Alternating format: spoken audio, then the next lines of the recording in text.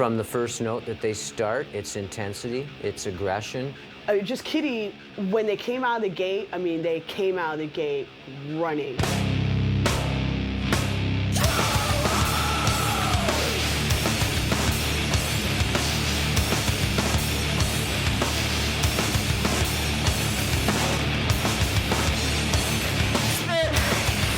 There'd be like 300 kids in front of the bus, not even letting the bus pull out of the venue. I don't think they were expecting to be rocked the way that they would be rocked. They were just at the right age to just be blowing up right then. And they made history, they were historically important, and they touched a lot of people. You can go to one of their shows, get in the pit, and just lose yourself for 90 minutes and hope you don't come out with a broken nose. Everybody knew who Kittie was because it was just that like raw teen angst, like I'm in high school and I just want to break something kind of metal, you know. And we, kept our noses, and our vaginas clean. We wanted to be something. We wanted to be a band eventually that toured and inspired people. Life is supposed to be fun. If it's boring, I don't want to be a part of it. I can remember sitting in the basement and like joking around, being like, oh, when we play with the Deftones or when we play with Korn or when we, you know what I mean? And we would say it like that. It actually happened. They took out bands like Disturbed and Drowning Pool and Il Nino. They knew exactly what they wanted, and it showed. The main thing is the fuck you attitude. We're remembered as being like a cool metal band and not some shitty act. With a lot of people, it's just, that's not metal. Well, why isn't it metal? Because it's for girls, that can't be metal. Because they're too young to really be metal. They're not good enough to be metal. They don't sound like everything I love. But for me, that's what metal always was. So welcome to my home. Black door to signify the house of evil. I actually didn't even paint it, it's fine. So yeah, this is my house. We'll shut this because this is where the cats go poo. It's kind of weird. We have an old cat, so she can't go downstairs. She's ancient. Where should we go first? Share your living room. All right, here we go. This is the living room in London, Ontario, humble London, Ontario. I've only actually lived here for about a year. I bought this at an antique shop. It actually is a gramophone. And this is where the speakers are. We're hiding horrible VHS, like American Boyfriends and World War II in color. Let's see what other horrible DVDs we have. Let's see. I don't really have that big of a DVD collection. It's more Mercedes and other cool people that I know. How about this? You probably like this, Rob. Now is the time. Prophecies, top 10 signs we are living in the last days. What other cool things do I have? Only the single coolest thing that anyone could ever own, ever. You know what? You should actually, if you can get the rights to it when I open this up, start playing the theme song. Have a few cool things here. Original Kittie lunchbox. This is pretty neat. I still actually have a few of these. It's kind of dusty, unfortunately, but it feels like there's something in it though, so I'm kind of creeped out. Oh, there's weird stuff in here.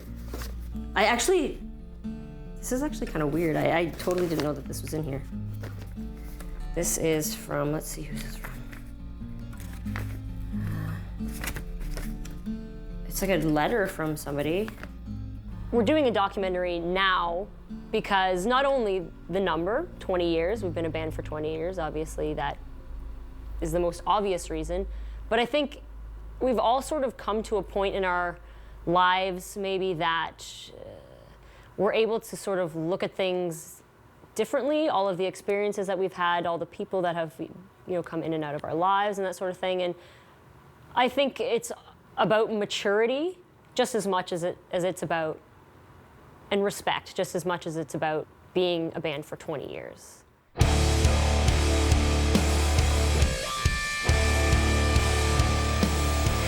And Mummy, also known as Deanna, are gonna go for a walk in the woods. Right down. Yeah, let's watch the Mighty Morgan. You got it. This is Morgan having a temper tantrum. Morgan, listen, you don't want some strange man to get you, honey. Morgan was very bright, very chatty. She liked to role play. I was definitely a difficult child growing up. I was not fond of authority. My dad and I really clashed. A lot. I didn't like being told what to do. I sort of wanted to do everything myself. Mercedes was a really, really well-behaved child. I was just a happy kid. Wasn't really angry with anything. Really just liked to have a good time. And I think I'm still that person, to be honest with you. We came from Brampton, where it's very rich in culture. And moving to London at that particular time in the mid-90s, it was like a barren wasteland of boring white people in their mom jeans.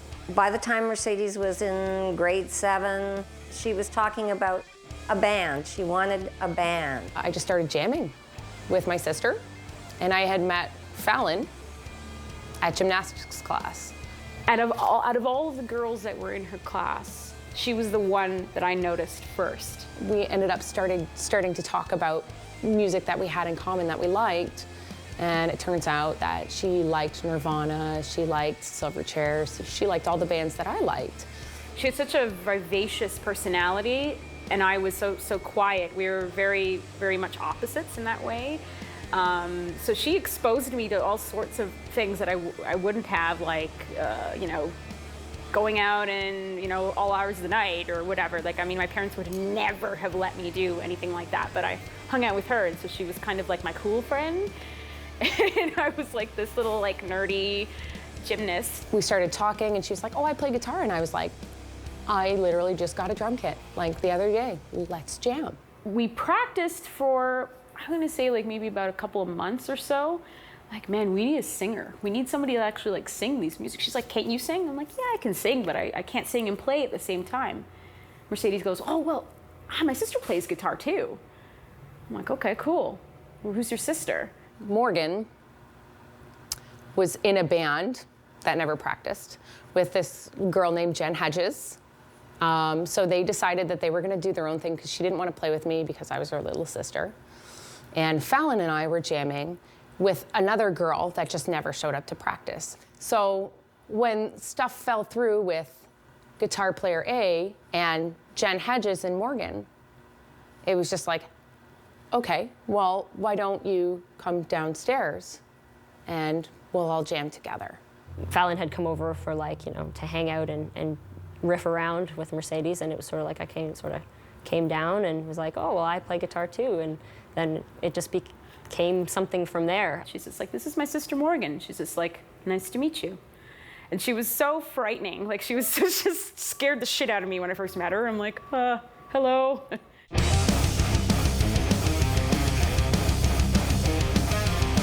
At the end of 1997, we went to a Battle of the Bands here called The Office. Didn't have a bass player, and there was a sign up for the next Battle of the Bands that was gonna happen in February.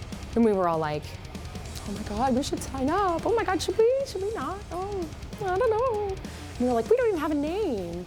We didn't have a name. We need a name to sign up, right? And we were like, we don't have a name. Like, we don't, what do we do? We had thrown around a couple names. So one of them was Sam Hain. Well, that was already taken. And so it came down to Swan or Kittie. It makes more sense for a crazy metal band to have that kind of name because it's kind of cutesy, and you would not expect, you know, that name to be associated with that kind of music, especially also because we're young and female. So it was like, oh, Kittie, this is gonna be like this cute little, like, you know, whatever band. And we just, in our 14-year-old minds, we thought that that was just the most clever thing. And that's what we came up with. We said, let's call ourselves Kittie.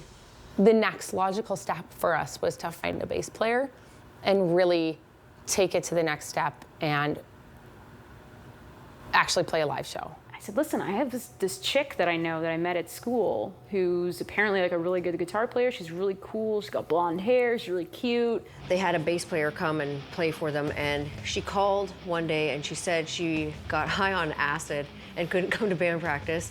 And so Mercedes, I knew Mercedes and Fallon from high school, and they asked me if I wanted to come jam. Do you want to come play with us? And she was like, yeah, okay, cool. I don't have a bass. We were like, okay. She's like, I just play guitar, but I'm sure I can go get one. So I got myself a bass, I plugged it into a PB guitar amp, and I went over and jammed with them. She just killed it. She's just, Tanya, I think, is one of the most talented people I think I've ever met in my life, hands down. The girl is amazing. That girl was definitely a pirate. She was so mature. Her sense of humor was so raunchy. She's a really wickedly talented person, like the kind of person that picks up an instrument and can play it, and just like a savant. Like, that's great, though. Do you want to join? And she's like, yeah, sure. The girls had a couple of songs together when I joined the band, and I think they had just been like feeling them out and jamming them out. So we'd sit in the basement and just kind of pick them out. Morgan and Fallon would kind of like start them off. They'd have a few lyrics. They'd have a little bit of, a melody. We didn't play a show until February 28th, 1998. So there's a big gap there where we just wrote songs or practiced, kind of. You know what I mean? Well, we had signed up originally for a Battle of the Bands. We all decided that we would enter it because we heard, okay, there's a Battle of the Bands, like you can win recording time. Maybe it would be, in our favor to enter it. Let's see, I think we're going to be the only girl band on here. Let's see. Now this is our time to shine and like show people what we have been doing now for about a year at that point. And we had entered late. So when the handbills came out, they didn't have our name on them. So we all took black pens and put Kittie on the little handbills and handed them out to all our friends, and we had it here at Call the Office. We got the call that we were, on the lineup for the Battle of the Bands, and we played it.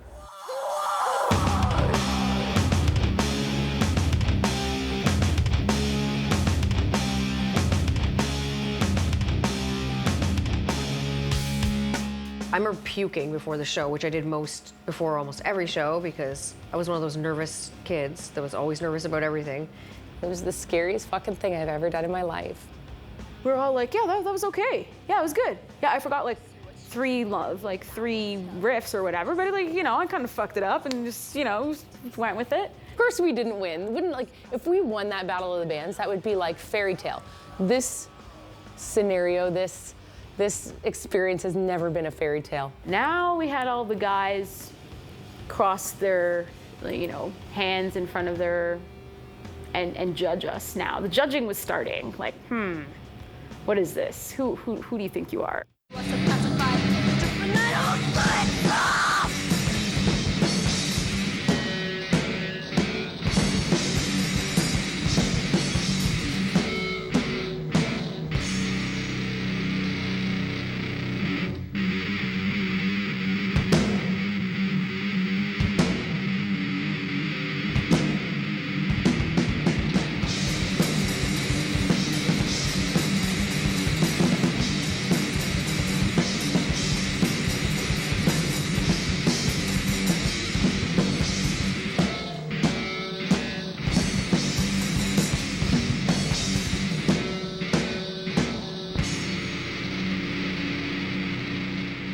We played Canadian Music Week in 1999, which is a music industry festival.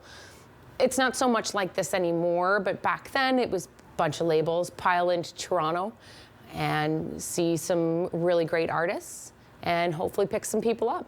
We went down to Toronto for the weekend. Dave and Deanna took us, and we stayed in the Western Harbour Castle, which is like a swanky-ass hotel down by the water in Toronto. There was a guy that walked into the room. He was wearing this big, fuzzy Jamiroquai-esque hat. And we, all of a sudden, we're like, look at that guy with the hat. Oh my God, let's go fuck with him. So we walk up to him and we're like, hey man, what's up? Man, nice hat, blah, blah, blah, And he's like, hey, I know who you guys are. You're Kittie, right? And we were like, yeah. And he was like, I'm coming to your show. My name's Jason. I'm with NG Records. shakes all of our hands.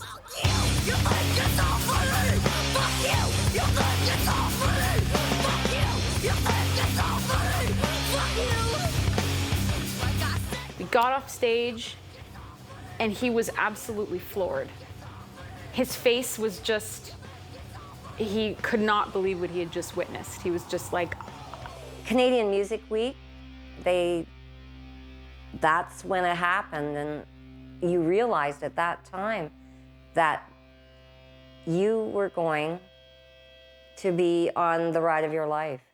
And it was overwhelming.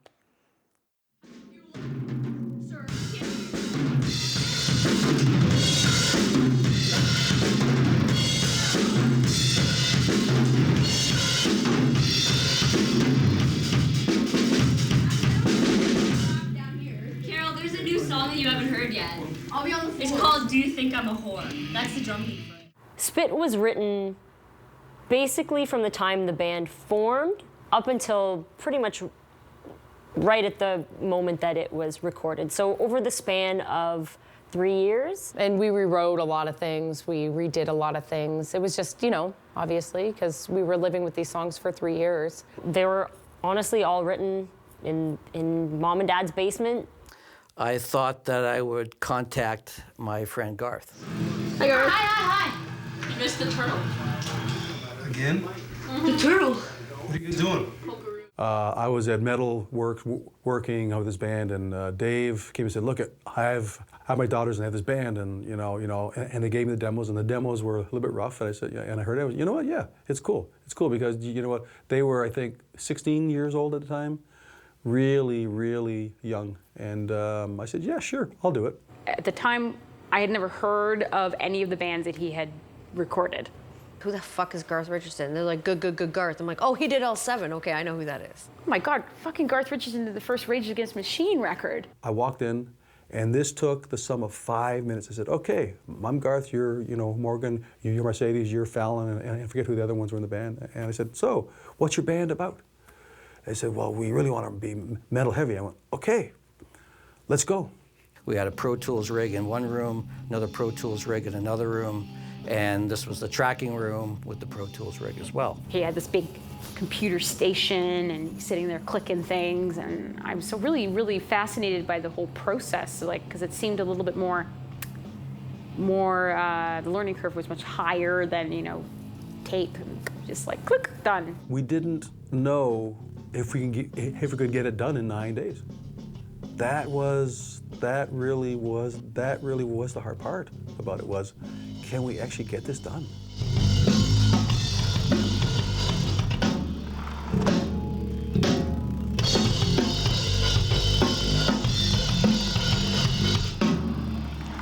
We were like, wow, we're actually doing this. This is crazy. I can't believe this is actually happening. At the same time, we're being our normal, crazy selves. Okay, this is Frosty. Why we call him Frosty? Because he's a frosty penis. We need you on Get off my sword. Frosty the penis was holly happy. This is Frosty. Frosty, say Hello. hi. Hey, Frosty. He's wearing a collar God. fashion and it's red because we made him. Anyways. What's this? Oh, that looks fun. Grab my That's our song. That's like, our he's song. putting it into a That's mechanism. That's Yeah, Cubase. No, it's Pro Carol, Tools. but you're taking me scratch my ass. This is not Yeah, what he said. Same difference.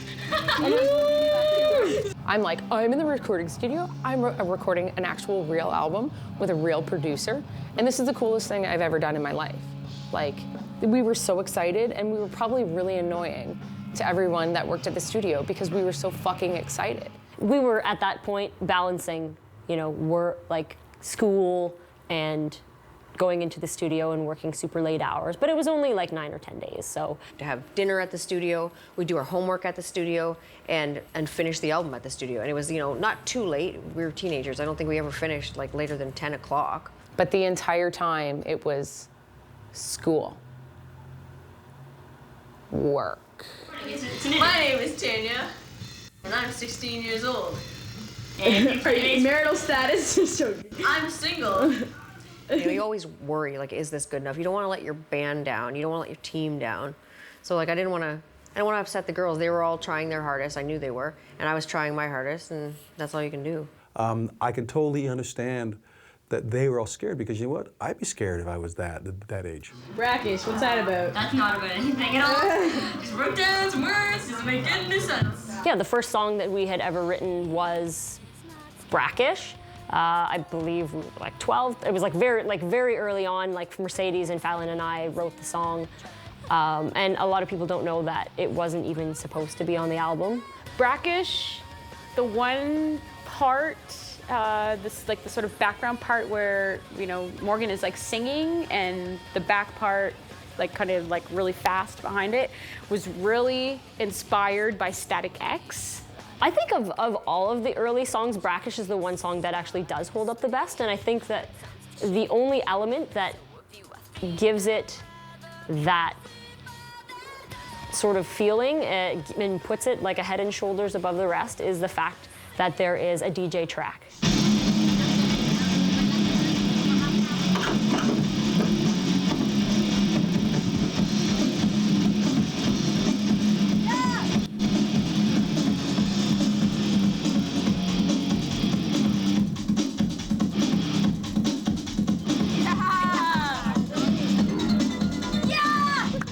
We paid DJ Dave a case of beer to play us some beats, and we recorded them and then stuck them under the track, and that was that. The song was good before, but it was just like 10 times better when we had added all that background stuff to it. And we get a phone call and they've selected Brackish as the first single, and we're gonna be doing a video and all that stuff, and we were kind of like, wow. It was the most crazy phone call we've ever gotten, like I've ever gotten in my life. I was just like, this is gonna be like a single like on the radio?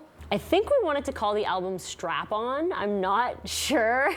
Every time you do a record that you are actually forced under these extra circumstances, those are the ones that usually become great. I don't think I realized the gravity of it totally at that point. I realize it now. There's so many things that I realize now that I'm like, why didn't I freak out more when that happened? And we didn't know what was gonna happen. We had no idea.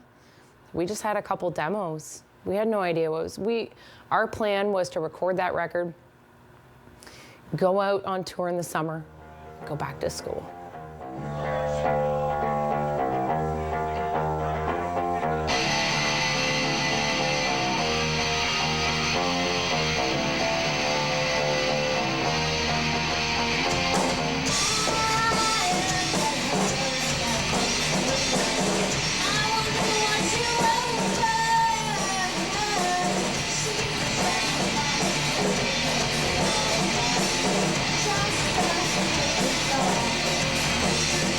We had played a show called The Big Day Off in Connecticut, and it was like the biggest show we've ever played. And I remember, I think there was something like 20,000 people there, and everybody takes the day off work, and it's a big thing in Hartford.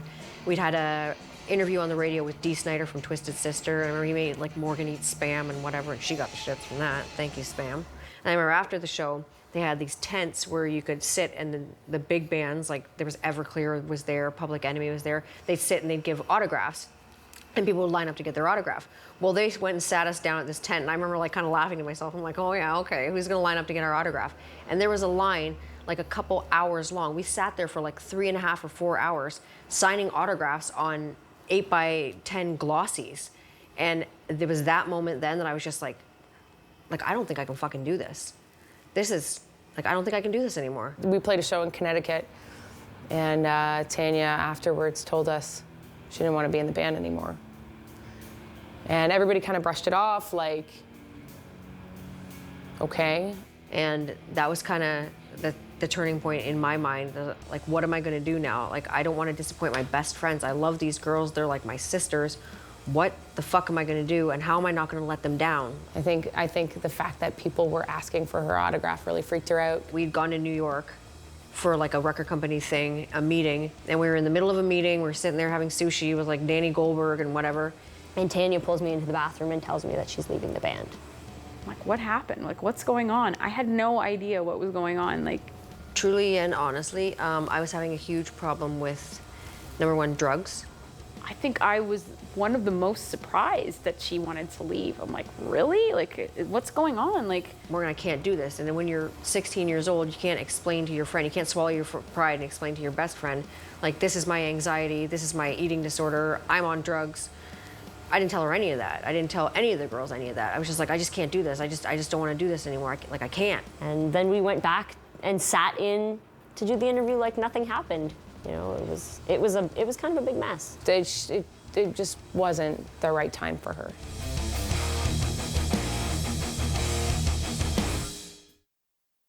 yeah, no bass player. We had nothing. We had we had done a big photo shoot. We had to take her out of, we had to sort of airbrush her, whatever, her out of it, because now we were just a trio.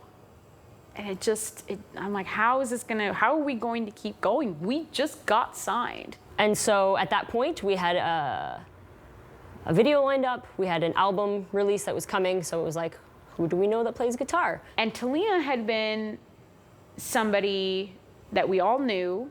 I didn't know her, actually. I just kind of peripherally knew her, but Mercedes knew her. And she's like, yeah, how about Talina? Like, who the hell? Oh, yeah, her? Really? The girl from the mall, the scary one? We asked her. She came to try out. She says, guys, you realize that I've actually never played bass before, right? We ended up getting Talina in the band directly afterwards. She had never touched a bass in her life. And 2 weeks, we went to go shoot a video. And I'm just like, God damn it, I hope this works. We were so afraid that we weren't gonna be that tight unit that we were before, because like by that point, we were good. Like we were really gelling really, really well with Tanya, and like she was like, we were just good. To Talina's credit, she did play guitar and had never played bass before, but we knew that she had a guitar. And she learned that entire set in like 2 weeks and was there for the shows and for the video shoot. I played guitar for probably about a year and a half. And then, well, Mercedes called me one day and she says that Tanya left the band for personal reasons and whatnot. And she said, would you be interested in playing bass? And at first I didn't think she was actually serious about it. I thought, Tanya's gonna come back, don't worry, And I was like, yeah, that'd be cool. And I was like, sure, I'll play the bass. And she called back and she's like, all right, well, we want you to come over and bring your parents. We're going to talk about it. And then we practiced, and I didn't know if they were actually going to keep me in the band or not, but they ended up keeping me, and that's how I got in the band.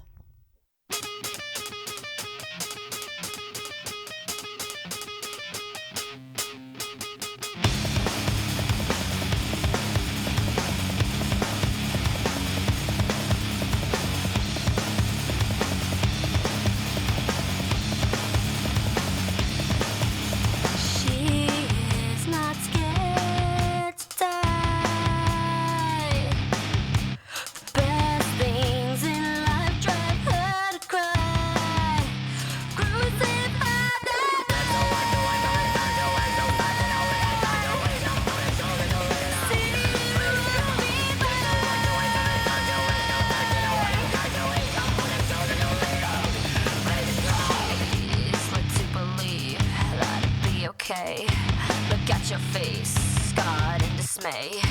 But times have changed, and so have you. I think I'd rather crucify that day. As soon as people heard Brackish, and as soon as people got to see the band a little bit and meet them, I think people really wanted to be a part of it. At least a few key people wanted to be a part of it, enough to make something happen there. And I think that happened fast. Well, you can't really predict this stuff. It's just, it's magical. Like there's, the tunes are there, the image is there for the girls, but then there's that other third. It's like the intangible. They were kind of a different band because they weren't really a radio-friendly band, right? But it just happened that we hit gold on that one song. No one really knew who we were. We kind of came from nowhere, and here we are playing in front of like 1,000, 1,500 people a night. People's minds were just blown. I mean, it's one thing to just be this band that nobody's ever heard of. It's another thing when that band is touring with Slipknot and Cold Chamber. It's another thing when that band is out on the Snowcore tour with Fear Factory and Union Underground. It's, you get legitimacy as you start getting these tours. We didn't care. We were just happy to be there. And there were a lot of people that were really excited to see us. Things were just like gaining momentum, and like little teeny explosions were kind of building up to this big thing. And I don't really know what the big thing was, but probably Ozfest.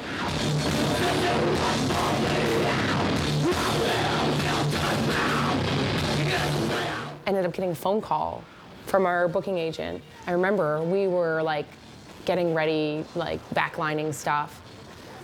And I believe we were in England. And my dad walks out onto the stage and goes, "Hey girls, you guys just got Ozfest. You're co-headlining the second stage." And like literally we were like, yes! Like we flipped out, we were like rolling all over the ground and like totally like high-fiving each other, hugging each other. Like it was like, we were like almost crying. It was crazy.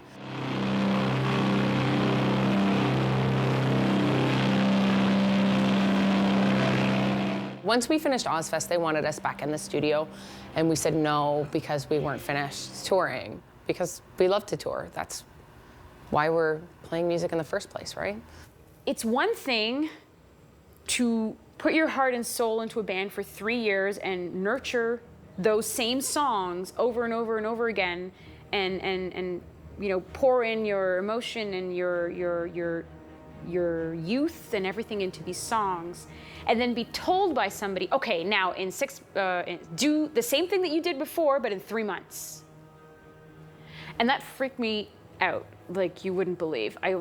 I can't force these things to happen. You know, there's always this pressure to, you know, surpass your first album, and every band has the duration of their lifetime to write that first album. But then, you know, when you're on a major label, you only have X amount of time to write that second one, and you better deliver, or it's not gonna, you know, you're done usually. And a lot of bands do succumb to the sophomore slump.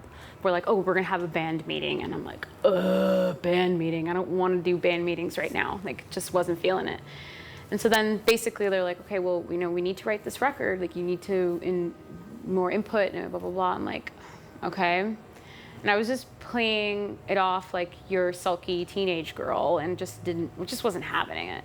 Just wasn't having it. And then I remember that I yelled at Mercedes because of something that, you know, you're yelling all the time and we don't get anything done because you're always angry, and something to that effect. Mercedes is like, what are you talking about? And then I don't know. I just was lashing out at all ends, I think. And poor Talina was just sitting there like, what the fuck is going on, I guess. The last day that they like practiced together, like they just got in a big fight and she just stormed off, and that was the end of it. I'm just like, no, I'm fucking done. I'm sorry. Fuck you guys. I'm leaving. Which is exactly what I said, unfortunately. At the time, I think, you know, we felt like we just sort of had to go on, and you know, it was a little bit of a bitter scenario or whatever, but it really sucked losing that, because we were friends and we had so many fun times together, and then it just seemed like, because the band became so serious, that, you know, politics and money and parents and all this stuff became involved in this huge mess. And then, you know, just couldn't take it anymore, kind of thing. For Oracle, that was like another really, we did it with Garth again. It was obviously, you know, we took 2 weeks to record it this time. And so we just kind of decided to go in the studio, the three of us, Mercedes, Talina, and I. Writing Oracle was probably one of the most frustrating experiences. They want to be more metal, I suppose, which I didn't agree with.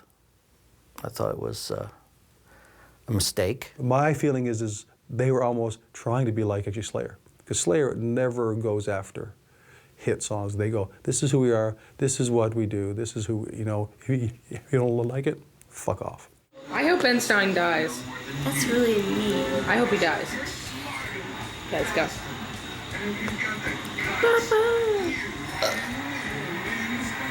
Okay, come on. Okay. Say hi, Garth.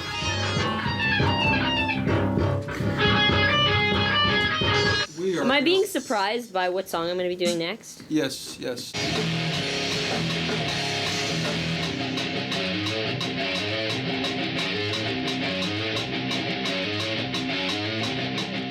two, his sisters, Mercedes and actually Morgan, they knew exactly what they wanted. They were very smart.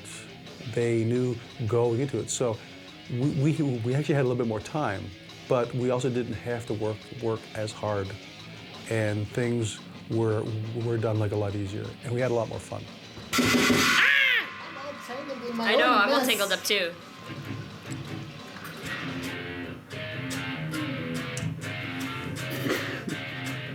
Yep. We had Jeff doing bed tracks with us, which was nice because we had 2 guitars in there with me.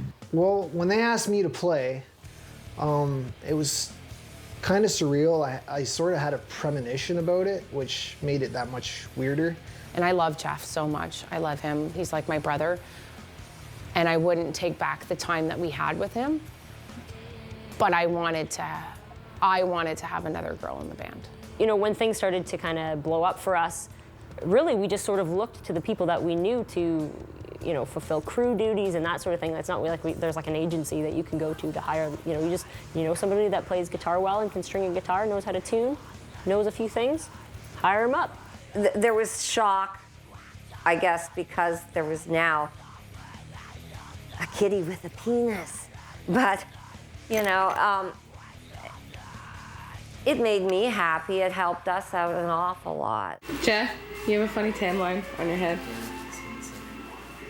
I thought you just said you have a funny tampon on your head. Yeah, you have a tampon on your head. It was amazing, honestly, that feeling of them asking me, because they could have asked anybody, and why would they ask like a big hairy dude that's 10 years older than them to play guitar, you know?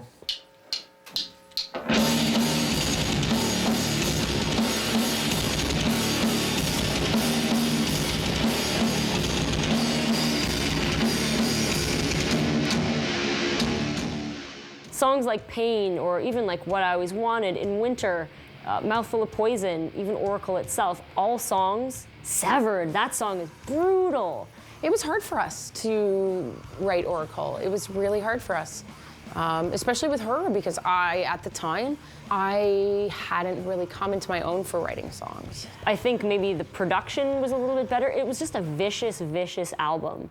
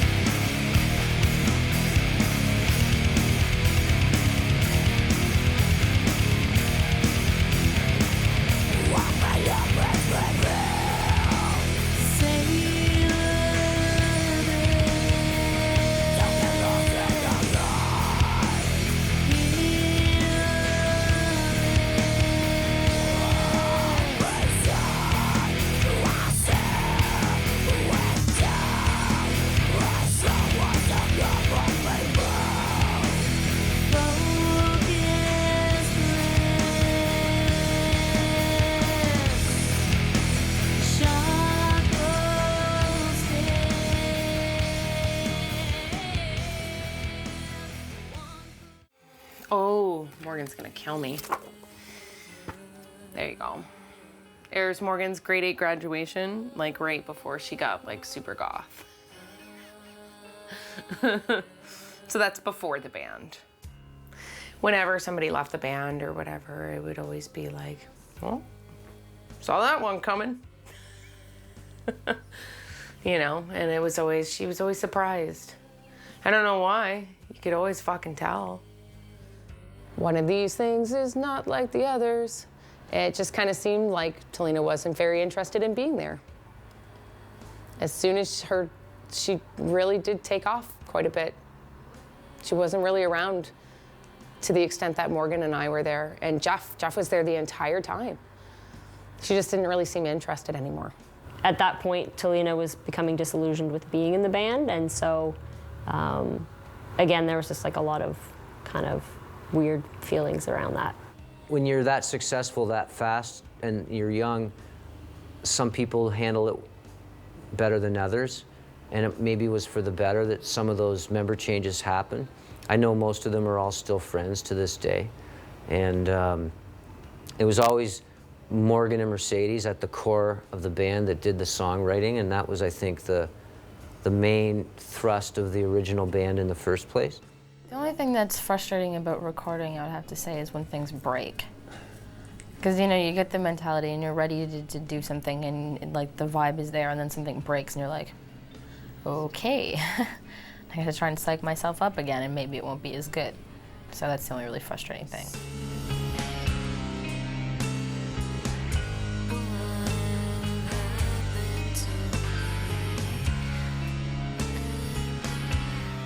My dad and I got together and we were like starting to pick out people just in case the shit hit the fan. And we had met Jen at Farm Club when we did the taping for that. And we were like, hey, let's talk to her, kind of see what happens, okay? We actually met up at South by Southwest and hung out for a couple days.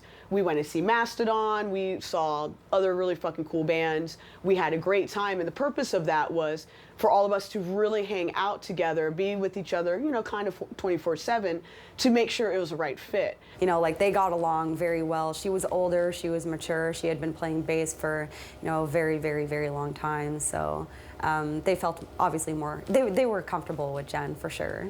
And then it was like, cool, you have 2 days to go home, get your life and get your shit together. You're going to London, Ontario. We're gonna blaze through the set and we're going on a 2-month tour. Cool? Cool.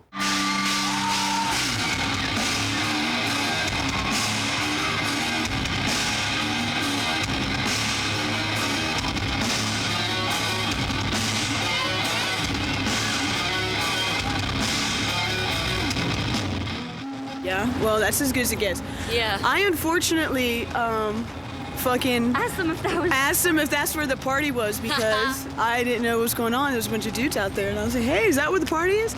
It's a treatment center. They're not having a party.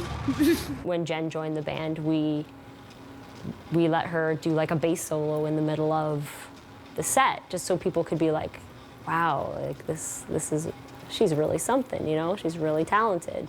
Some of the stuff she would do, even on the songs on Spit, were just remarkable, you know, like, I don't know, she's like a female Cliff Burton kind of thing, you know, so. Jen was a force of nature, very powerful personality, and that crazy hair and the humping the bass, and you know, she'd do these back bends and her hair'd be touching the ground, and yeah.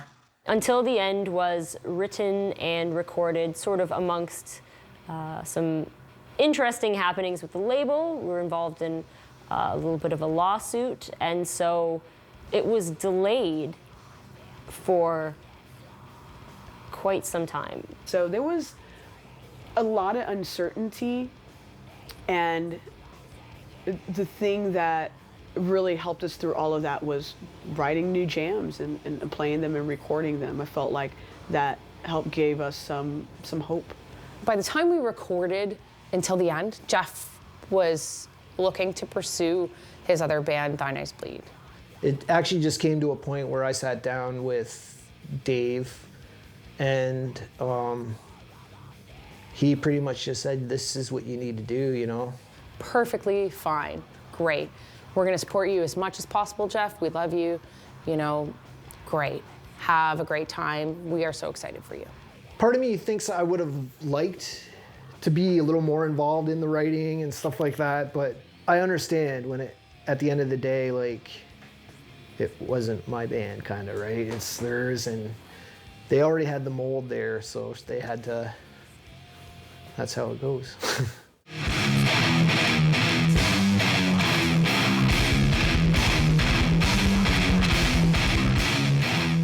We are currently at Longview Farm Studios recording our third full-length album, and I believe it will be called Until the End, and we're stuck in the middle of nowhere.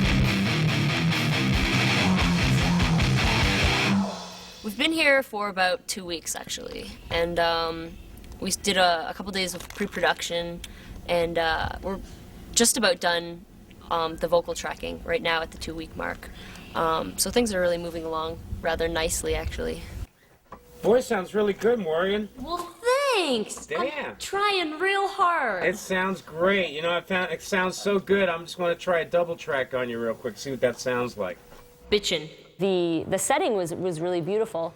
We worked with Steve Thompson, who I believe had worked with like Korn in the past and that sort of thing. He was a little bit of a name, so we thought, oh, okay, we'll go in and we'll do this. And I was able to work with this award-winning producer that had all this history, and I was able to pick his brain. I was like, so what was it like working with Whitney Houston? What was it like working on Justice for All, which for me as a bass player, I certainly had a lot of questions about. The good thing about Kittie is when we tracked, is they played everything. You know, it wasn't a question that, you know, we used a click track and, you know, it was on precise this and that. It was all by feel, and, you know, when they did all the tracks and everything, you know, a lot of it was, you know, what they played, which to me is a testament to how good they are. It was just awesome to try different stuff out on different basses, play around with different tones. We really worked on making sure that distortion was just right. That was really exciting to do. I was able to try out, you know, different pedals, different things. And so for someone like me who's a bit of a gearhead, I was like, this is fucking incredible. Honestly, I like a lot of the songs on Until the End. I don't know that I regret a lot. Listening back, I kind of maybe wish that we had done things a little bit differently in the studio. Maybe a different producer, maybe even just a different studio. Mind you, it was like I said, it was a really fun, awesome recording process, and we had a lot of fun. It was a really, really great time.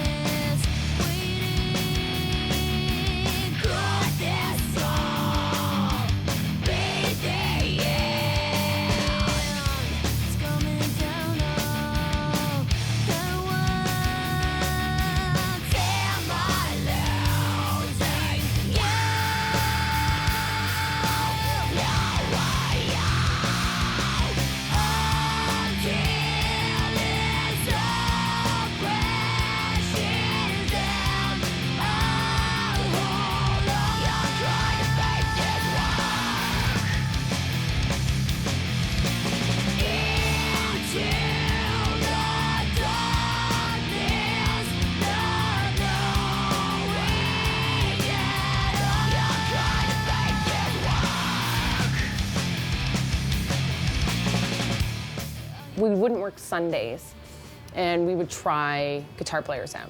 So we would have people either drive in or fly in, and we would try them out on Sundays. So we had Lisa come out, really, really nice, super nice person, laughed at our jokes, which is kind of a big deal to us because we were pretty adamant that, you know, they had to have a sense of humor. Lisa played in a band called To See You Broken out of Seattle, and I thought they were a really cool band. They were a hardcore band, and you know, again, scouring the internet for talented women to play in the band. It was sort of just like, let's reach out to her and see what she says, and she agreed to come in and play for us and join the band for a bit. She certainly had the look. Beautiful girl, good person,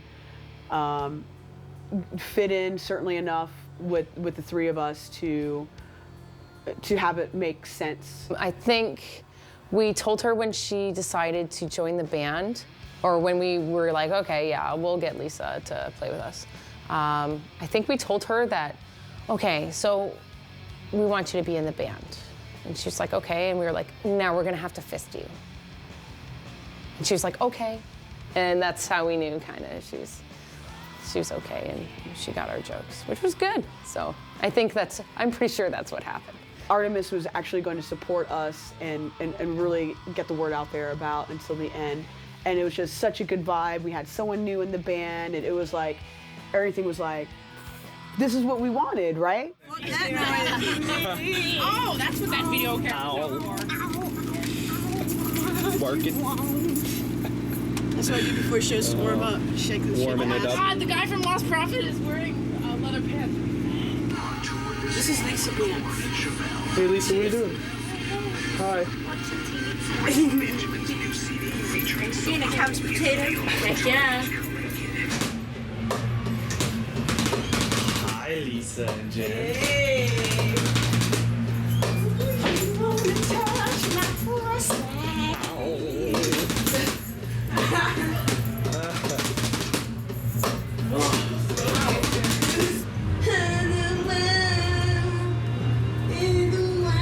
Did you guys always listen to Stain before you go home? Yeah, because they're my favorite fucking. It kills it. Like, now I just want to go out there and be like, bitch. Oh, yeah. You don't want to be in it?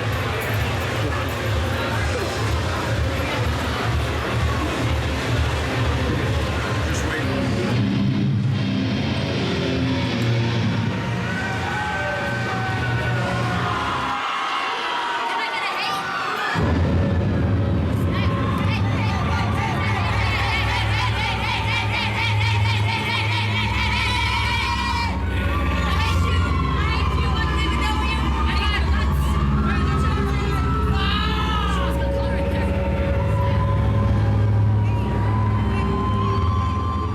When we kind of came to Jen and Lisa and we told them, hey, we can't pay you a retainer anymore. We don't have the money. Everything seemed fine, but then I guess it wasn't fine with Lisa. And there really wasn't much touring that we did for until the end after that, because I mean, it was completed in 2004. And I knew that Jen was going to quit eventually anyway, because she had already started another band. You know, I wanted to have more of a creative voice, and I was able to satisfy that with Suicide City. If you want to go live your life over there, go ahead. Have fun. I'm going to keep doing what I'm doing. Sometimes in life, you have to do what's best for you, and I was doing something that was best for me, and I knew that, you know, I was going to be losing some relationships, and that part sucked.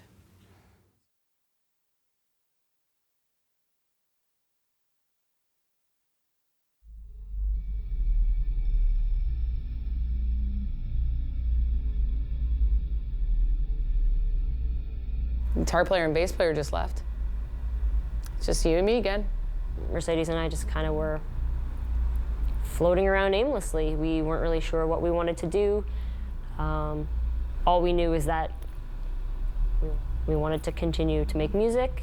We didn't know if it was still going to be Kittie. It was kind of a struggle, you know what I mean? Morgan and I had actually, in 2005, early 2005, broken up the band and just didn't tell anybody. We actually had done a few demos under the name Sweet Revenge of songs that were just kind of different, just trying to find our identity and that sort of thing. We actually had gone to the Epic Records office or whatever to try to like shop it, and like there was some interest there and that sort of thing, but I think they really just wanted Kittie, so they were kind of disappointed. Everybody that every label person, oh, but where's the heaviness? It doesn't sound like Kittie. And it's like, but that's the fucking point. We wanted to try to maybe find a new identity with just the two of us, and weren't really sure what was gonna happen. Her and I look at each other and we're like, great. So I guess we're gonna have to do this still. Okay, which is fine, same shit. Well, I guess we better find a guitar player and bass player. It was actually my dad who, I think he went to like Turkey Fest in Strathroy and saw a band play.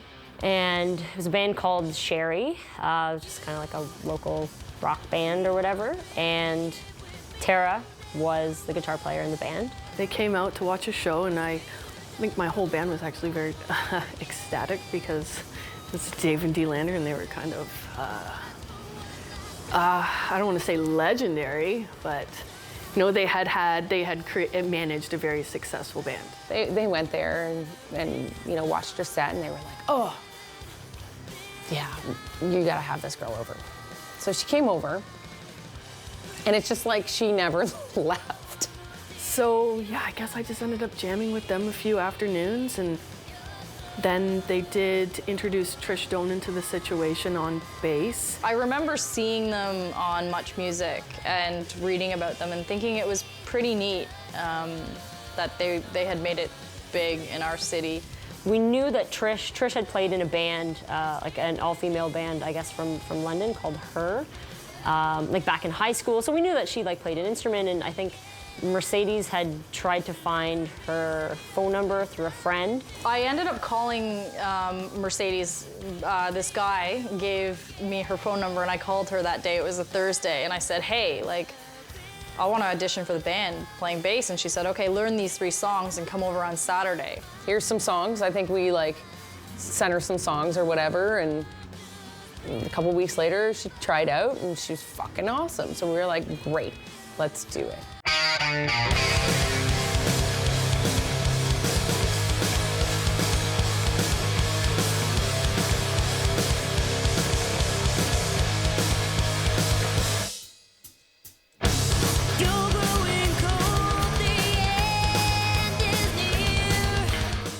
We met up with Jack Ponte and ended up going into the studio for Funeral. Fans will know with Funeral for Yesterday that it was more of a softer album. We worked more in a way that I think it was to get more songs on the radio. It was just basically like, hey Tara, let's write some leads. Whatever you want to do on this record, go fucking right ahead. You two, Trish, go right ahead.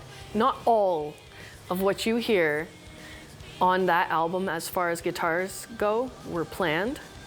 A lot of it was off the cuff in the studio.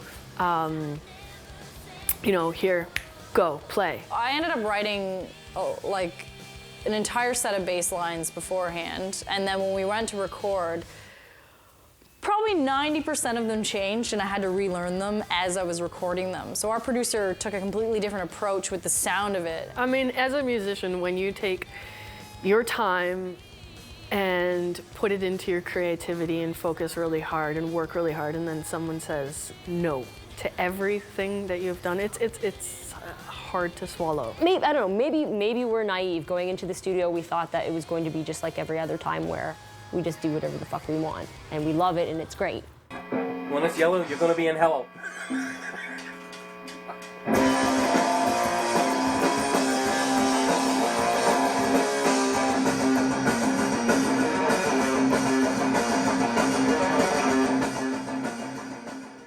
There was definitely a little bit of like a power struggle, I would say, with what we wanted to do and with what Jack wanted to do.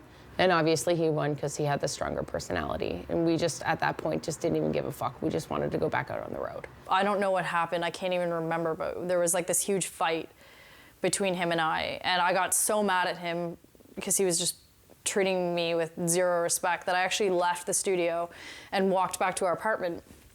And I logged online, and our tour manager had messaged me and was like, oh, hey, how's it going in the studio? And I was like, I just got in a big fight with Jack. I just left, and our tour manager, Haas, was just like, you got to go back to the studio for the girls. Like, don't worry about him, just go back. So I walked back, and I kind of cooled off, and when I went back in, he just decided not to talk to me anymore. For the entire rest of the summer, it was really awkward, and every time I recorded, he would say the bare minimum words to me or speak to me through someone else. Like, he wouldn't even speak to me. That set the dynamic for Trish and Jack to not have a very good working relationship. He was just very, very particular about his work. And I don't think the girls have ever run into that before. Funeral for Yesterday is our biggest radio hit.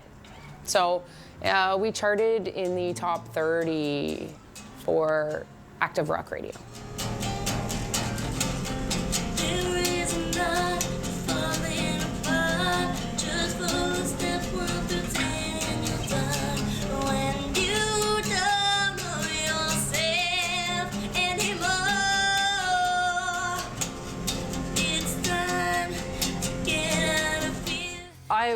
I went through a really bad eating disorder with the band during that time, and like the funeral, basically the funeral album cycle, and it was an eating disorder, a mental thing, and I just couldn't handle a lot of things. But I will be honest, in that a lot of it did start that summer that we recorded in New Jersey. She did develop anorexia while we were touring, and it was very scary. because she was being very dangerous, and she knew it. Trish is a smart girl. There was a point where they all sat me down and they're like, you have an issue, and we're worried about you, and if you need to leave the band to get better, like you should. But I was still such like in denial and so caught up in myself that I just didn't care, or I didn't really think about it. I wasn't, pretty much anytime anyone spoke to me or said anything, it just went in and out. Well, she was becoming very unhealthy. Like, she was too skinny. One night in particular, she actually fainted off of the stage. Kind of went downhill from there and turned into something really bad for me, and I had to leave the band. I just couldn't do it anymore. I remember waking up one day going, I can't tour anymore. I just can't even get out of bed. I hate my life. I cared when she left the band. I really did. I really did. Because it wasn't her fault.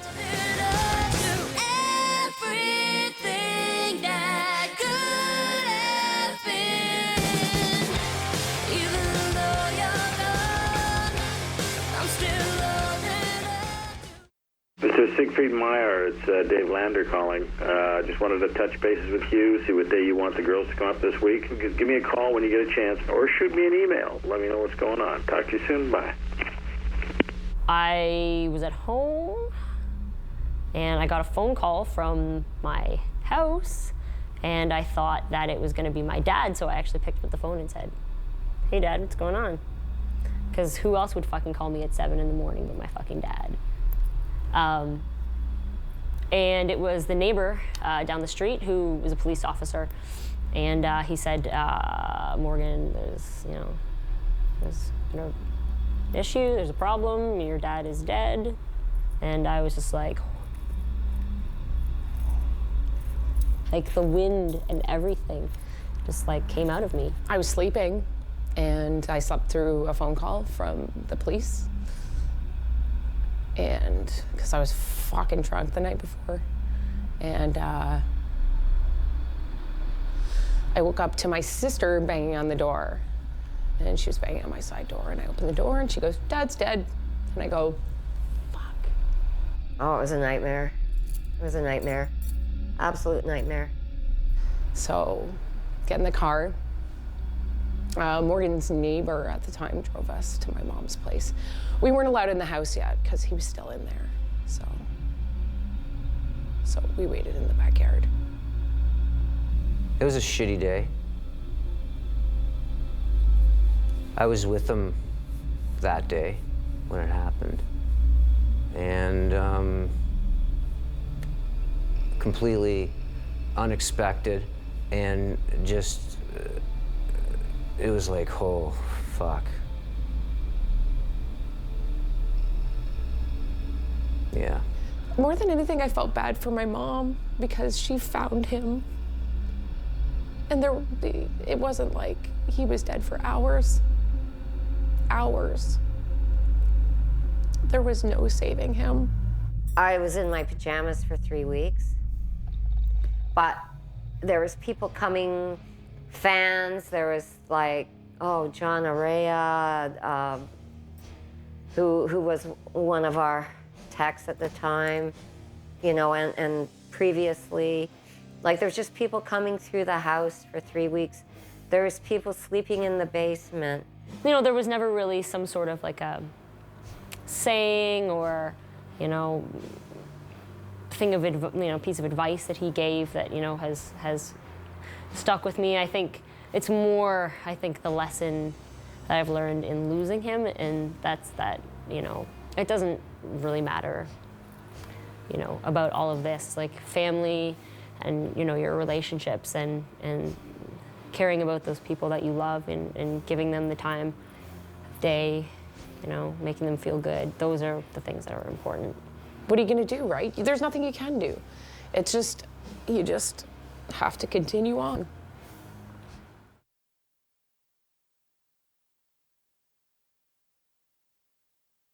Dave Lander, their father, and we were talking about the tour and all that. He was giving me some details, and then Morgan sent me the album, Funeral for Yesterday, and track list, kind of these are the songs we want you to learn. And I definitely put it on, and I hadn't really listened to Kittie in a couple of years, and was just, what is this? Like, you know, I didn't expect it at all. Going from Spit and Oracle, like that's kind of the stuff I remembered of Kittie, to Funeral from Yesterday, which is very poppy in my mind anyways. Ivy came in with bruises all over her arm right here. And she was like in these skate shorts and this wife beater shirt, skate shoes. Looked like she could, like I wouldn't want to meet her in a dark alley. And she had this huge bruise on her arm, and someone was like, well, what did you do? Oh, my friend and I were punching each other in the arm. Okay, you're not gonna punch me, are you? Want a beer, want some Crown, you know, let's hang out, at the time we were drinking and smoking cigarettes and whatever, and it was just super chill. And the first time we jammed, same thing, like it just, to me, it just clicked. After everything that we had gone through with Funeral for Yesterday, and just sort of feeling like kind of disappointed with the production, and just sort of feeling like we offered something up that didn't really feel true and genuine to ourselves, we wanted to do something that was pretty much the complete antithesis of Funeral for Yesterday.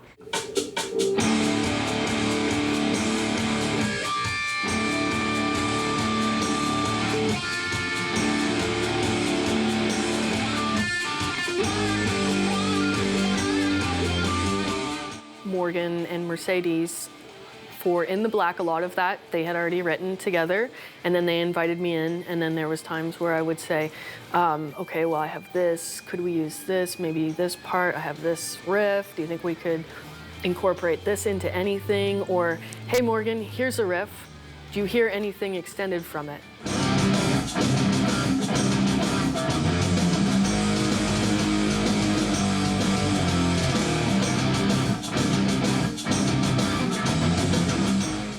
We approached Siegfried Meyer, who we actually had worked with on Oracle. He was like third engineer on Oracle. We have had a very green second engineer fucking up left, right, and center. What's his name? His name is Ziggy. So he had some experience with us then, like we became friends, and you know, he's had, you know, worked with tons of bands in the area. Built this beautiful, beautiful house with an amazing tracking room and everything like that. So we were like, you know what, we're gonna go there, we're gonna record this album. And it was a really awesome, redeeming, great experience. What's your goal for tonight, Morgan? You better say something fucking awesome. Make Tara scream with pleasure. What's your goal tonight, Tara? To scream with pleasure. What's your goal tonight, Siggy? Maybe hold the camera. Dude, obviously, it's quite obvious this entire time we've been here, holding the camera has been my job. Yeah, she came in to do a backup vocal, and she's like, Sig, I love this place. And I was like, really? I'm so glad you like it. You know, and then that was the first time that she sort of hinted at, we should come here to do our next record with you, you know? And it was like, yeah, you should. Okay, that's fine. I'll just keep doing that. Okay, we'll go.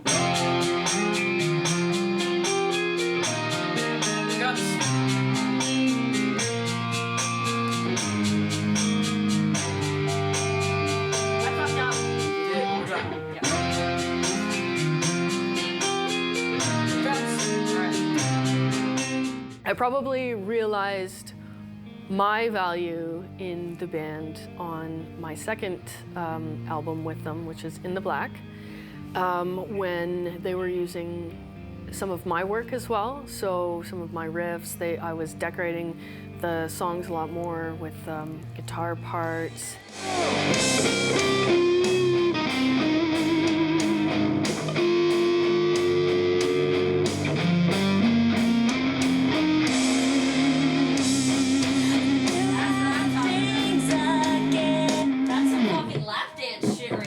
I think the biggest discussion on the sound of the record was our last two records kind of sounded like dog shit, and this next record needs to sound fucking crazy heavy. It needs to bring back all the elements that we were initially, that we started out as, but then we also need to push it into a new direction. And the girls wanted it raw, but fucking heavy. we really started to come into our own sound then. And actually having somebody that understands us like Siegfried. We discussed the songs and like the order and the structure, and the overall sound was to be raw but heavy. Like it was to sound polished but not overproduced. We made a good point of not adding too many harmony vocals and like glistening, polished, you know, airy kind of things, because that's what they had done in the previous record, and they were trying to really strip that part of it away. Like have it be intimate still, have it be, but just heavy, like, and just sound really good. In the Black certainly was the foundation that we wanted to build on, and sort of, I want to say, like the standard that we wanted to set for Kittie and who we are now, you know, as opposed to who we were 15, 20 years ago. Let's make it count. So we made it count, and I think, to be honest with you, it's one of my favorite records. Are you filming? Oh, fuck. Awesome. It's not going on YouTube. Yeah. Anyway, we're in Europe. We're in Amsterdam. We're tired. Yeah. Cool, hey, what's up? We're hanging out in the bathroom in England, in London, England, at the Underworld. This is our first stop of the UK part of the tour, and we're playing in Wales and Scotland. Hi. Hi, we're back. We just wanted to show how much we love you. And how pissed we are that there's no sausages in Germany! No. We're on a train right now. We're going from Moscow to St. Petersburg. We just played a show in Moscow. Off the beat! Awesome. Ivy and Tara really have to pay us in. It's ridiculous. We can't get into the bathroom. These trains are possibly World War II. Can you see my breath? We're in Lithuania. Help. Yeah. What do you mean? The chick that married the Eiffel Tower. How did they let that happen? I wonder how they consummated their fucking marriage as well. Did she sit on the top? It's pretty pointy. Yeah, she sat on the top. What's up, everybody? We're Kittie, and we're currently in Paris, France, playing on our In the Black European tour. And we are pleased to present to you the internet exclusive of our video For Sorrow I Know.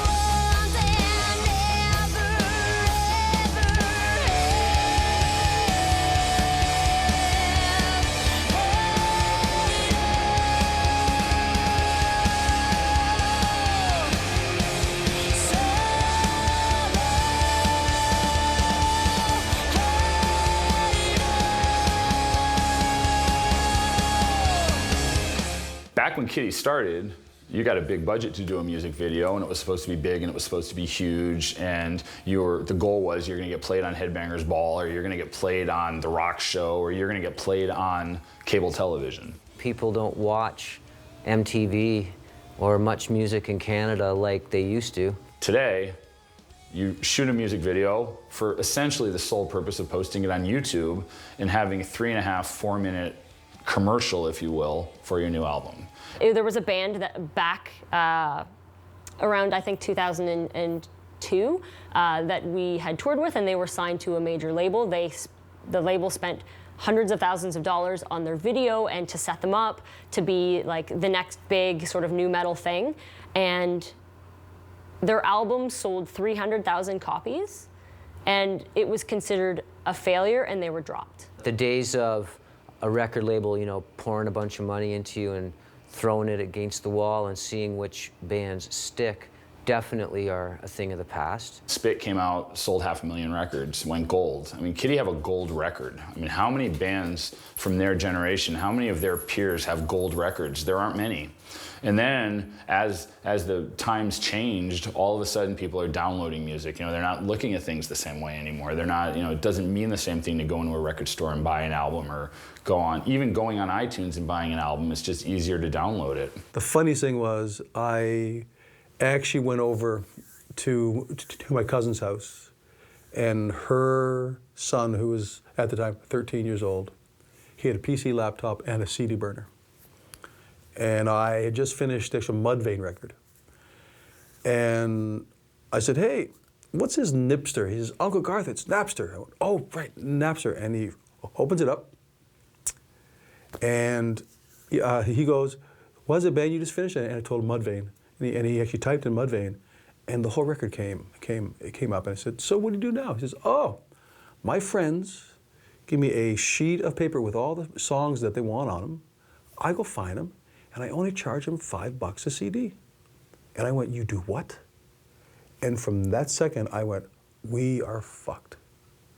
Do like whatever it is that makes you happy, but you know, if you have done that, maybe, you know, go to support at a show. You know, that's where bands are making their money now, right? It's coming to the show, you know, buying some merchandise, ticket sales, that sort of thing. You know, we can't take back what's happened with, you know, the industry and the fact that file sharing is so easy that you don't even feel like you're doing anything wrong. I just killed a plastic bag. All right, we've arrived at Beach Road Studios to start work on our 6th album. And yeah, here it is. Morgan, you have good handwriting. Arts and crafts. Okay. You have to write it in the actual logo. Okay. That's easy. Can you make it say Kittie instead? It's just very generic. This is something you get to keep for the rest of your life. I don't want to keep this shit. Why does it say 11? Because that's the year. 11? That's how loud we were gonna be.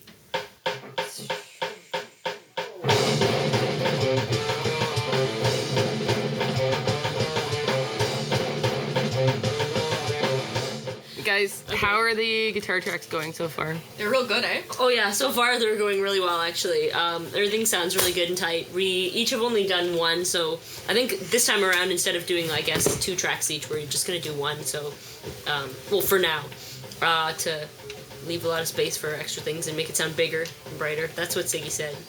I'm just trained to say it. And I know. Yeah. Trust me. He's a professional. Siggy's standing over Trust in the me. corner Yeah. going like this to us. Yeah. Say it. Say the right shit. Say it. The spirit and the body will follow, unraveling before you.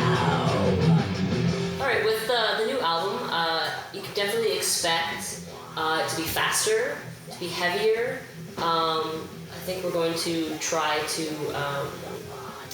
give it a sound that has a lot more depth and dimension than the last album, In the Black. So, and a lot more guitar work.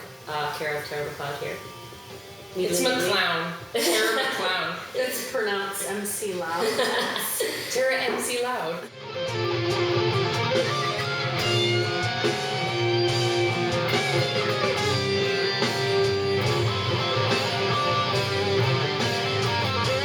Why don't you talk about what have you done differently recording the drums than you would normally do? You're pretty much the same, run of the mill. Well, this time around, we wanted to overall change up things, so we did what Mercedes has done for many, many years, except for the last record, and we tracked to 2-inch tape once again. I got a wonderful machine from Los Angeles a number of years ago, from a place called the Mix Room. They had several machines there, and they were selling one, and it was a machine that I'd always wanted.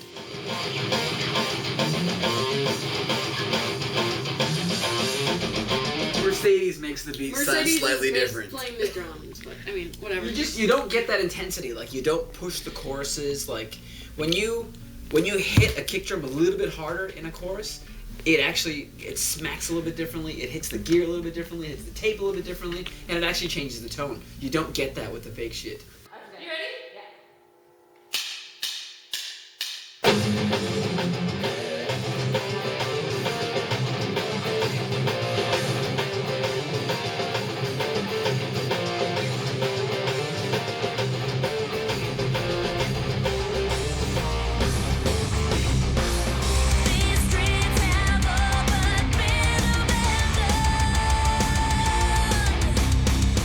The biggest thing was Ivy couldn't be here for the making of the second record.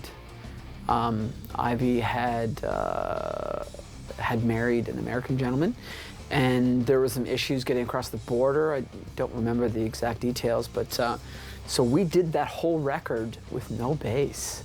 I've never done an album in my life where there was no bass as you were building the elements. When do you think you're going to be able to come back? I don't know. It's kind of just like waiting for fucking paperwork to go through and shit. In that process, we were sending Ivy songs, like our basement recordings from my mom's basement. So we were sending those to Ivy so she could, learn the songs and stuff like that and get ready for when we record. We went into the studio literally right afterwards. So as I finished, each day we would do rough mixes, and I would send those rough mixes off to Ivy, and then she could get a vibe for the tune, start writing some ideas on bass and that kind of stuff. And I think initially I was going to have her send me stuff just so I could hear it as we were going along, but it just didn't happen. There was just, time constraints. Like, at the end of the day, you're gonna get your bass tracks done. I'm just worried that people are gonna be like, oh my God, Ivy's not in the band anymore, blah, blah, blah, blah, blah. You know what I mean? Like, you know how people like to talk, right? For sure. Yeah, they could have easily found another bass player. I mean, they've obviously had others throughout the years. They could have got, probably Jeff Phillips or whoever, just, hey, learn these bass lines or write some bass lines or whatever and record this album. But they wanted me to be a part of it. They are definitely, Kittie has always been a family unit.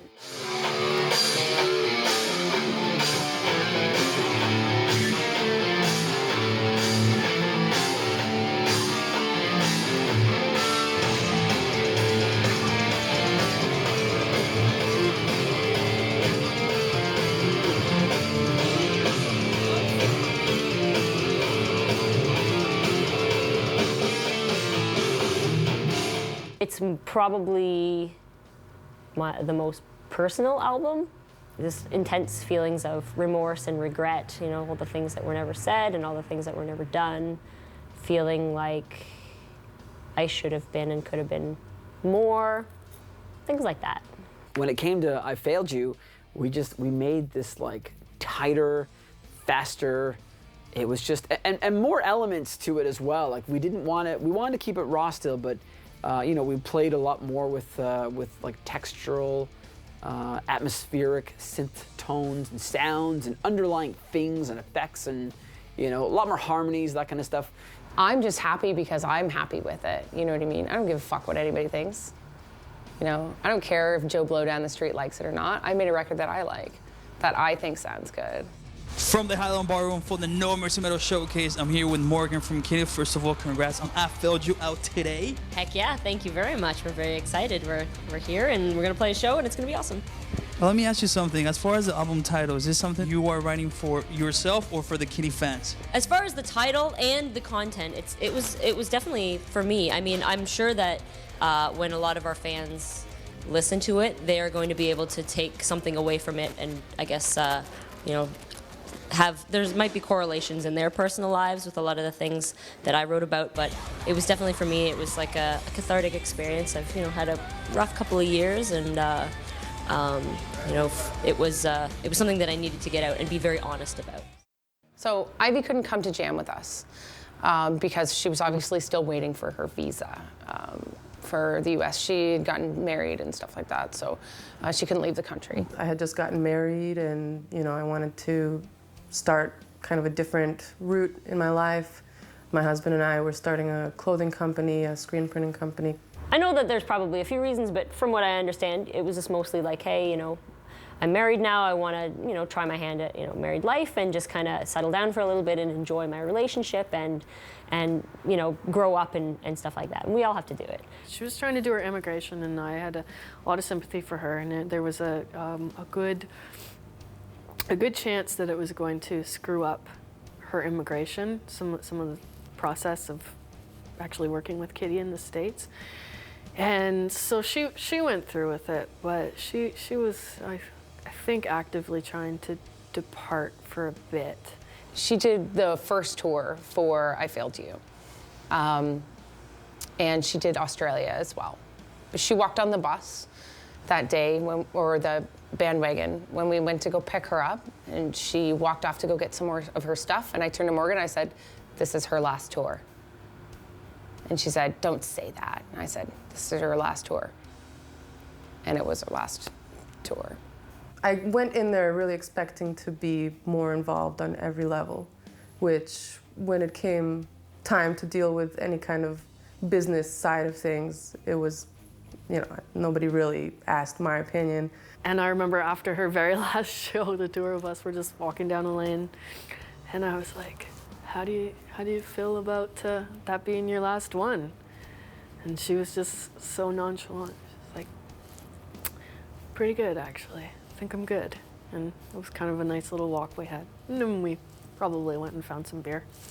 Okay, well, we don't know really what we're gonna do. Ivy's, you know, she's not in the band anymore, and that's cool. We were like, Trisha's back around. Let's see what she says. And you know, I had asked her, and she was actually like really, really excited and actually really shocked. I remember getting the text message when I was at work, and she said, hey, so Ivy's leaving the band, but we have a tour booked.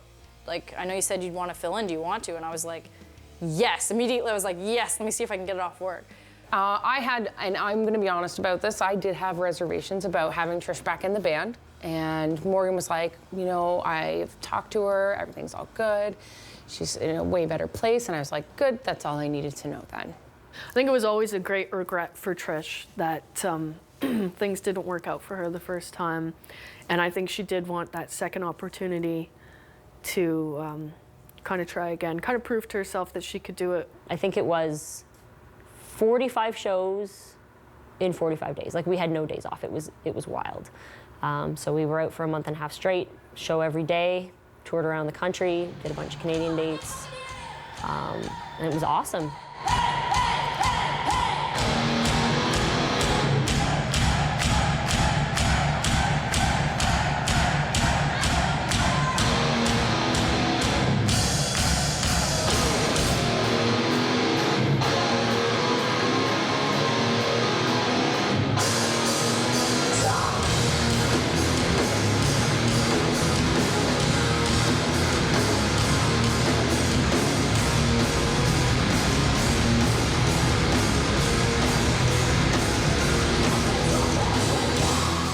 Kittie was a really easy band to be in.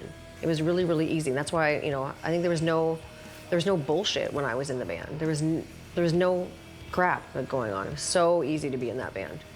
It needed to happen in that way. It needed to happen in order for me to leave, in order for me to go back to school, in order for me to live post and to become who I am now. So I think that the way it happened, the way it played out, it needed to happen. It was one of the wildest times of my life, without a shadow of a doubt. If you're part of this circle, like, good for you, because it's a pretty fun little circle. I cannot underline enough that I come from a very small town, and it is amazing to me that I have been to South America, I've been to Russia, I've been to Australia, all over Europe, all over the States multiple times, Puerto Rico, et cetera, and this is all because of 6 strings. The main thing is the fuck you attitude, you know, fuck off, we're gonna do it anyway. I would always do this all over again.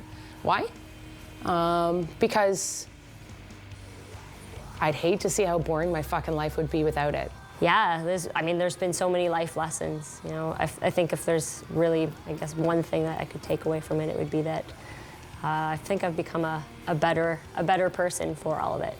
The biggest thing was really having those friendships with those girls and being able to do something so unique. They basically trailblazed a path for women in a genre that there weren't women in, And then they watched basically women whore their way through that genre and become the opposite of everything Kittie ever stood for, yet Kittie stayed more successful than most of those other women through the process, which, I mean, is really a testament to them. I really have to applaud them because they stuck to their actual guns. Kittie fans, thank you for everything. Thanks for accepting me in the band, and it definitely wouldn't be the same without you. And for the other girls, I love them dearly too. You know, they all brought amazing strengths to the band, and I'm grateful for the experiences that I've had. I'm grateful that we have been given this opportunity. You know, we were lucky. We can probably play until we no longer want to play, because I believe fans will want to watch us until we no longer want to play. The beautiful thing about this industry, or the beautiful thing about life, is the potential for anything to happen is always there. I don't think anyone can ever say definitively this is the end. This is the last thing we're gonna do. Unless you're 6 feet under and there's no physical way for you to do anything. The future of the band, on the other hand, I don't really know. I mean, again, it's whatever they want to do. It's not up to me anymore. Everybody knows where I stand. We're the masters of our own destiny. We get to choose when the time is right. And that's what I've always liked about being in this band. It's not over. I don't have a final statement because it's not over. And we always come back for more.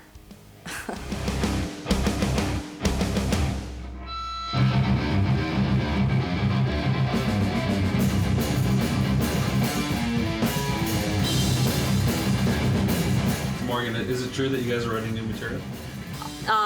Yes, it is true. The rumors are true.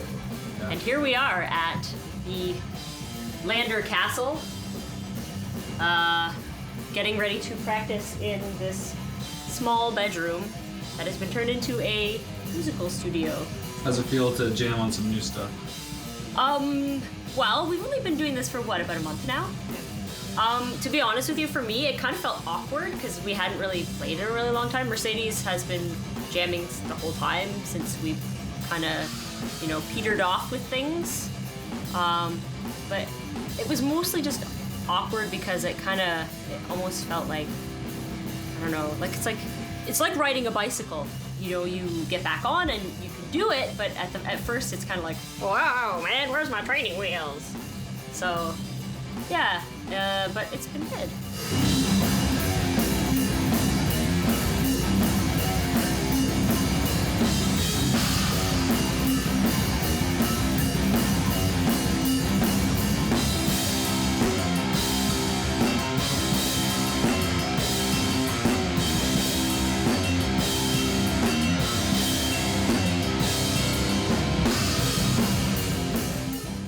Whenever we decide to do our next album, we'll do it with Sig, and there will be that consistency there. You'll be able to say that, you know, this is from the new era of Kittie, you know. In the Black I Failed You and yada yada. Whatever this record's called. Not called yada yada. I think it should be called Go Fuck Yourself. Ah.